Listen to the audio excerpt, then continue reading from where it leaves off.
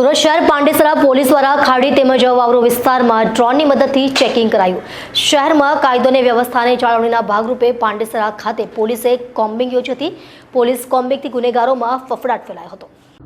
સુરતમાં પોલીસ દ્વારા કોમ્બિંગનું આયોજન કરવામાં આવ્યું હતું। પાંડેસરા વિસ્તારમાં મોડી સાંજ દરમિયાન પોલીસે કોમ્બિંગ હાથ ધર્યું હતું। આ કોમ્બિંગમાં પોલીસની અલગ અલગ ટીમો બનાવવામાં આવી હતી, જેમાં 100થી વધુ અધિકારીઓ કર્મચારી જોડાયા હતા। તેમજ કોમ્બિંગ દરમિયાન ડ્રોન કેમેરાથી પણ તપાસ કરવામાં આવી હતી। સુરત શહેરમાં પાંડેસરાથી ખાડીથી એમ જ અવાવરૂ જગ્યા વિસ્તારમાં પોલીસે મોડી સાંજ દરમિયાન કોમ્બિંગનું આયોજન કરવામાં આવ્યું હતું। ખાડી અને અવાવરૂ જગ્યા પર પોલીસે કોમ્બિંગ હાથ ધર્યું હતું। વિસ્તારમાં આજે કોમ્બિંગ હાથ ધરવામાં આવ્યું, શું કહેશો? જી, પાંડેસરા પોલીસ સ્ટેશન વિસ્તારમાં ખાડી વિસ્તાર છે, ત્યાં સામાન્ય રીતે નોર્મલ માણસોની મૂવમેન્ટ નથી થતી, જેના કારણે મહેરબાન નાયબ પોલીસ કમિશનર ઝોન 4 સાહેબની સૂચના અનુસાર ખાડી વિસ્તારમાં ડ્રોન દ્વારા પેટ્રોલિંગ કરવામાં આવ્યું છે અને ખાડી પર જે વસાહતો આવી છે તેને પર્ટિક્યુલરલી પોલીસ તથા પોલીસની ટીમ દ્વારા ચેક કરવામાં આવે છે અને કોમ્બિંગ કરવામાં આવે છે।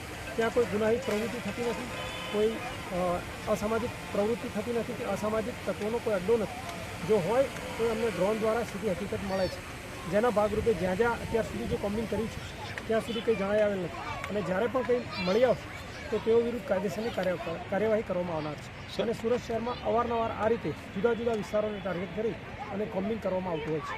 સર, ગુનાહિત ઇતિહાસ ધરાવતા લોકોના ઘરે પણ ચેકિંગ કરવામાં આવ્યું છે, શું કહેશો?